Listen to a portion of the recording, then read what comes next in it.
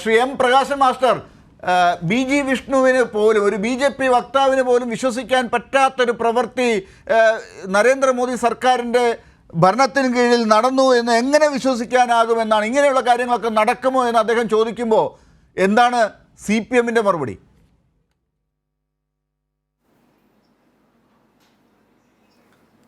ജനാധിപത്യ ബോധമുള്ള ജനങ്ങളെ സംബന്ധിച്ച് യഥാർത്ഥത്തിൽ ഇങ്ങനെയൊരു ഗവൺമെൻറ് പ്രവർത്തിക്കുമോ എന്നുള്ള സംശയം സ്വാഭാവികമായിട്ടും വരും.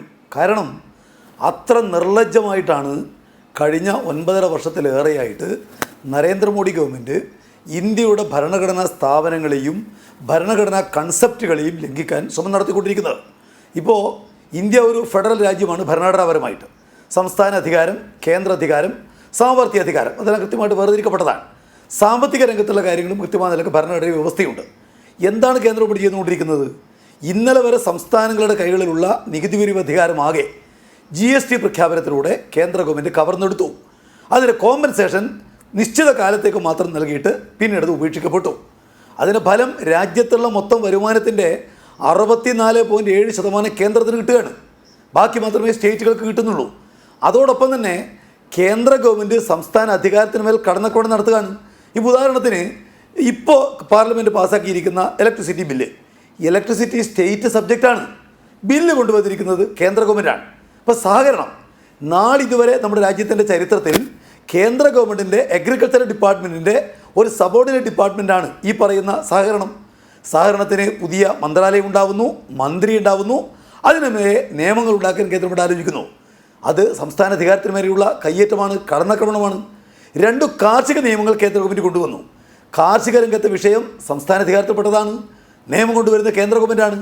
ഇനി കേന്ദ്രത്തിന്, രാജ്യത്തെ സംസ്ഥാനങ്ങൾക്കും അതുപോലെ ജനങ്ങൾക്കുമാകെ തന്നെ നീതി കൊടുക്കേണ്ട ഭരണഘടനാ സ്ഥാപനങ്ങൾ, നമ്മുടെ ED, അതുപോലെ തന്നെ നമ്മുടെ തെരഞ്ഞെടുപ്പ് കമ്മീഷൻ, പിന്നെ നമ്മുടെ CBI, അതിനെയെല്ലാം എത്ര നിർലജ്ജമായിട്ടാണ് Narendra Modi government RSS, BJP, Sangh Parivar എന്നെല്ലാം പറയുന്ന പോലെ തങ്ങളുടെ ഉപകരണമായിട്ട് മാറ്റുന്നത് നമ്മൾ കണ്ടുകൊണ്ടിരിക്കുകയാണല്ലോ. ഇതിന് പുറമെയാണ് ധനകാര്യ മേഖലക്കകത്തുള്ള കാര്യങ്ങൾ.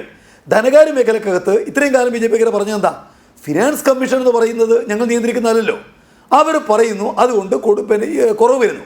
10ാം ധന കമ്മീഷൻ കേരളത്തിന് 3.8% കൊടുത്തു. 15ാം കമ്മീഷൻ ഇപ്പോൾ കൊടുക്കാൻ തീരുമാനിച്ച 1.9 ധനക്കമ്മീഷൻ പറയുന്നു ഞങ്ങൾ കൊടുക്കുന്നു. ഇപ്പോൾ വന്നിരിക്കുന്ന കാര്യം എന്താ? ഇപ്പോൾ വന്നിരിക്കുന്ന കാര്യം കേന്ദ്ര ഗവൺമെൻറ് പ്രധാനമന്ത്രിയുടെ ഓഫീസിനകത്തുള്ള ജോയിൻറ്റ് സെക്രട്ടറി BVR സുബ്രഹ്മണ്യം അദ്ദേഹം നടത്തിയിരിക്കുന്ന ഒരു പ്രസംഗം, ഞാനതിൻ്റെ ഫുൾ ടെക്സ്റ്റ് കേട്ടു, അദ്ദേഹത്തിൻ്റെ പ്രസംഗം തന്നെ കേട്ടു. എന്തുകൊണ്ടാണ് ഈ BJP-ക്കാർക്ക് ഇത് കിട്ടാതെന്ന് എനിക്കറിയില്ല. യൂട്യൂബിലുണ്ട്, കൃത്യമായ നിലക്ക് നിങ്ങൾക്ക് ഇത് കേൾക്കാൻ വേണ്ടി കഴിയും. അവിടെ ആ കാര്യം വെച്ചുകൊണ്ട് റിപ്പോർട്ടേഴ്സ് കളക്റ്റീവ് ആ കാര്യം സംബന്ധിച്ച് ആ പ്രസംഗം പബ്ലിഷ് ചെയ്തുകൊണ്ട് പറഞ്ഞിരിക്കുന്ന കാര്യം എന്താ? അദ്ദേഹം പറയുന്നു ഇവിടെ തികച്ചും ഭരണഘടനാ വിരുദ്ധമായിട്ട് അധികാരത്തിൽ വന്ന് ഒരു കൊല്ലക്കാലം കൊണ്ട് മോഡി ഇടപെട്ടു. മോഡി ഗവൺമെൻറ് വരുന്നതിനും 1 വർഷം മുമ്പാണ് ഫിനാൻസ് കമ്മീഷൻ, 14 ഫിനാൻസ് കമ്മീഷൻ ഉണ്ടാവുന്നത്. ആ ഫിനാൻസ് കമ്മീഷൻ്റെ റെക്കമെൻഡേഷൻ മൊത്തമുള്ള ഡിവിസിബിൾ പൂളിൽ 42% സ്റ്റേറ്റുകൾക്ക് കൈമാറണമെന്നാണ്. സാധാരണഗതിയിൽ അതിനകത്ത് ഇടപെടാൻ ഒരു അധികാരവും കേന്ദ്ര ഗവൺമെൻറ്റിനില്ല. ഒന്നുകിൽ അത് സ്വീകരിക്കാം, അല്ലെങ്കിൽ തള്ളാം ഭരണഘടനാപരമായിട്ട്. അതിനകത്ത് ഇടപെടുന്നതിന് ഭരണഘടന അനുവദിക്കുന്നില്ല. ഇവിടെ അദ്ദേഹം പറഞ്ഞിരിക്കുന്നത് എന്താ? ഇവിടെ അദ്ദേഹം പറഞ്ഞിരിക്കുന്നത്, അദ്ദേഹത്തിൻ്റെ വാക്കുകൾ തന്നെ ഞാൻ പറയാം, A 3-party discussion. I was in the head of the discussion. ആ 3-party ഡിസ്കഷനകത്ത് മോഡി തികച്ചും ഭരണഘടനാ വിരുദ്ധമായിട്ട് ഒരു കാര്യം ആവശ്യപ്പെട്ടത് എന്താ? നേരത്തെ 13ാം കമ്മീഷൻ പറഞ്ഞ 32% തന്നെ നിൽക്കണം, 10% വർദ്ധിപ്പിക്കണം എന്നുള്ള റെക്കമെൻഡേഷൻ തള്ളിക്കളയണം എന്ന് അദ്ദേഹം ആവശ്യപ്പെട്ടു എന്നാണ്. എന്ന് മാത്രമല്ല, യഥാർത്ഥത്തിൽ ഇദ്ദേഹം പറയുന്നുണ്ട്, പ്രസംഗത്ത് പറയുന്നുണ്ട്, I was at the heart of the discussion. പറയുന്ന ആളെ പേരെല്ലാം അറിയാലോ, BVR സുബ്രഹ്മണ്യം എന്ന് പറയുന്നത് ആർക്കും അറിയാത്ത ഒരാളല്ല, ഇന്നും വലിയ നിലക്ക് പോസ്റ്റ് വഹിക്കുന്ന ഒരാളാണ്. അദ്ദേഹം പറയുന്നു I was at the heart of the discussion. Dr. Reddy, me and PM were in the discussion എന്ന് പറഞ്ഞാൽ പിന്നെ ഇത്രമാത്രം വ്യക്തമായിട്ടല്ലാതെ എന്താ പറയേണ്ടത്? തികച്ചും ഭരണഘടനാ വിരുദ്ധമായിട്ട് സംസ്ഥാന ഗവൺമെൻറ്റുകളുടെ സാമ്പത്തിക അധികാരം വെട്ടിക്കുറയ്ക്കാൻ പാകത്തിൽ അവർക്കുള്ള അലോട്ട്മെൻറ്റ് വെട്ടിക്കുറയ്ക്കണമെന്ന് പ്രധാനമന്ത്രി ആവശ്യപ്പെടുന്നു ഫിനാൻസ് കമ്മീഷൻ്റെ ആളുകളോട്. മാത്രമല്ല, അതിനേക്കാൾ രസകരമായ കാര്യമുണ്ട്. ഈ വിഷയം സംബന്ധിച്ച് പിന്നീട് ഈ തീരുമാനം വരുന്നത്, ഒരു കാരണവശാലും ഫിനാൻസ് കമ്മീഷൻ തീരുമാനം മാറ്റില്ല എന്ന കാര്യം വരുന്നത് ബജറ്റ് അവതരിപ്പിക്കുന്നതിന് 2 ദിവസക്കാലം മുമ്പാണ്. ഈ 2 ദിവസക്കാലം കൊണ്ട് ബജറ്റിനകത്ത് വലിയ നിലക്കുള്ള മാറ്റങ്ങൾ വരുത്തി. 2 ലക്ഷം കോടിയുടെ മാറ്റമാണ് ബജറ്റിൽ വരുത്തേണ്ടി വന്നത്. ഈ തീരുമാനം കൊണ്ട് കേന്ദ്രത്തിന് കിട്ടുമെന്ന് വിചാരിച്ച 2 ലക്ഷം കോടി കിട്ടുന്നില്ല എന്ന് നിലവന്നു. അതിനെങ്ങനെ മാറ്റം വരുത്തിയെന്ന് സുബ്രഹ്മണ്യം പറയുന്നുണ്ട്. എങ്ങനെ മാറ്റം വരുത്തിയെന്നറിയോ? സംസ്ഥാന ഗവൺമെൻറ്റുകളുടെ അധികാരത്തിൽ വരുന്ന വിഷയങ്ങളിൽ സ്ത്രീകളുടെ, കുട്ടികളുടെ, ദരിദ്രന്മാരുടെ അവർക്ക് വേണ്ടി നേരത്തെ അനുവദിക്കപ്പെട്ട 36,000 കോടി 16,000 കോടിയായിട്ട് വെട്ടിച്ചുരുക്കി. എന്നിട്ട് അദ്ദേഹം നടന്ന പ്രസംഗം ഇപ്പോൾ നിങ്ങൾക്ക് യൂട്യൂബിൽ കാണാം. അദ്ദേഹം ലോകസഭയിൽ പ്രസംഗിക്കുകയാണ്, ഞങ്ങൾ ഇന്ത്യയുടെ ചരിത്രത്തിൽ ആദ്യമായിട്ട് 42% സംഖ്യ സംസ്ഥാനങ്ങൾ കൊടുക്കുന്നു. ഇതുപോലെ ഗൗരവ ഒരു തീരുമാനം ഇന്ത്യ രാജ്യത്ത് ഒരു ഗവൺമെൻറ്റും എടുത്തിട്ടില്ല.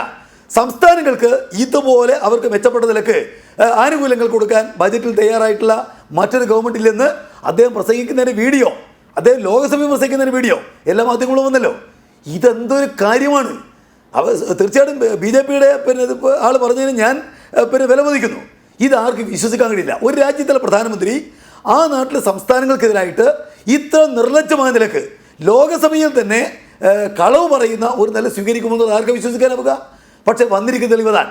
ഇത്രയും കാലം BJPക്കാർ പറഞ്ഞു വന്നത് ഞങ്ങൾ പ്രതിപക്ഷ സ്റ്റേറ്റുകളെ ഒരു കാരണവശാലും ശിക്ഷിക്കുന്നില്ല. എന്താണ് ഫിനാൻസ് കമ്മീഷൻ പറഞ്ഞത്? അത് കൊടുക്കുന്നുണ്ട്. ഫിനാൻസ് കമ്മീഷനെ സ്വാധീനിക്കാൻ ഇന്ത്യൻ പ്രധാനമന്ത്രി ശ്രമിച്ചതിൻ്റെ കാര്യമാണ് പുറത്തു വന്നിരിക്കുന്നത്. എന്ന് മാത്രമല്ല, ഫിനാൻസ് കമ്മീഷൻ്റെ ടേംസ് ഓഫ് റെഫറൻസിൽ നരേന്ദ്രമോദി ഗവൺമെൻറ് മാറ്റം വരുത്തിയിട്ടുണ്ട്. അതുമായി ബന്ധപ്പെട്ട ചട്ടങ്ങളിൽ മാറ്റം വരുത്തിയിട്ടുണ്ട്. അങ്ങനെ സംസ്ഥാനങ്ങളുടെ അധികാരമൊക്കെ തന്നെ കവർന്നെടുത്ത് അതാകെ സ്വന്തം കൈകളിൽ കൊണ്ടുവന്ന് അധികാരമൊക്കെ കേന്ദ്രത്തിൻ്റെ കയ്യിലേക്ക് കൊണ്ടുവന്ന് അതുപയോഗിച്ചുകൊണ്ട് തങ്ങളുടേതല്ലാത്ത സംസ്ഥാന ഗവൺമെൻറ്റുകളെ പീഡിപ്പിക്കാൻ, തങ്ങളുടേതല്ലാത്ത രാഷ്ട്രീയ നേതാക്കന്മാരെ പീഡിപ്പിക്കാൻ, അവരെ ഒറ്റപ്പെടുത്താൻ, അവരെ തകർക്കാൻ, അതിനു വേണ്ടിയിട്ടുള്ള ഒരു രാഷ്ട്രീയ ചട്ടുകമായിട്ട് ഭരണഘടനാ സ്ഥാപനങ്ങളെ പോലും അദ്ദേഹം ഉപയോഗിക്കുന്നു. അത് തെളിയിക്കപ്പെട്ട ഒന്നാണ് ഇപ്പോൾ വന്നിരിക്കുന്ന ഈ BVR സുബ്രഹ്മണ്യത്തിൻ്റെ വെളിപ്പെടുത്തൽ. അതിന് രേഖയെല്ലാം പരസ്യമായിട്ട് പബ്ലിക് ഡൊമൈനിലുള്ളതാണ്. ആർക്കും വായിക്കാം. ഞാനത് ഇത്ര പ്രസംഗങ്ങളൊക്കെ കേട്ടല്ലോ. അത് ആർക്കും വായിക്കാൻ വേണ്ടി കഴിയുന്നതാണ്. എനക്കടക്കം അത്ഭുതമുണ്ട്. എങ്ങനെയാണ് യഥാർത്ഥത്തിൽ ഇങ്ങനെ ഒരു കാര്യം ഒരു പ്രധാനമന്ത്രിക്ക്, ഞങ്ങൾ ഇന്ത്യയുടെ ആകെ പ്രധാനമന്ത്രിയല്ലേ അദ്ദേഹം, BJPക്കാരുടെ മാത്രം പ്രധാനമന്ത്രി അല്ലല്ലോ, കേരളത്തിൻ്റെ പ്രധാനമന്ത്രിയല്ലേ അദ്ദേഹം, ഒരു പ്രധാനമന്ത്രിക്ക് എങ്ങനെയാണ് സംസ്ഥാനങ്ങളെ ഇങ്ങനെ ശത്രുതാപരമായിട്ട് കാണാൻ വേണ്ടി കഴിയുക എന്നുള്ളത് ആരെയും വിസ്മയിക്കുന്നതാണ്. തീർച്ചയായിട്ടും കേരളത്തിലെ LDF അതുപോലെ കേരളത്തിലെ ഗവൺമെൻറ് ഒരു കേന്ദ്രവിരുദ്ധ സമരം നടത്താനിടയായ സാഹചര്യത്തെ നല്ലതുപോലെ ന്യായീകരിക്കുന്നു എന്നാണ് BVR സുബ്രഹ്മണ്യത്തിനായിട്ട് വന്നിരിക്കുന്ന ഈ വെളിപ്പെടുത്തൽ. അത് ഭരണാധികാരികളെ ലജ്ജിപ്പിക്കേണ്ടതാണ്. ലജ്ജയില്ലാതിരിക്കുന്നത് എനിക്കറിയുന്ന കാര്യമല്ല. അടുത്ത മാസം നടത്താൻ പോകുന്ന സമരത്തിനെ ന്യായീകരിക്കുന്ന രീതിയിലുള്ള സംഭവങ്ങളാണ് കേന്ദ്രത്തിൽ നടക്കുന്നത് എന്ന് തെളിയിക്കുന്ന രേഖകളാണ് ഇപ്പോൾ പുറത്തേക്ക് വന്നുകൊണ്ടിരിക്കുന്നത് എന്നാണ് ശ്രീ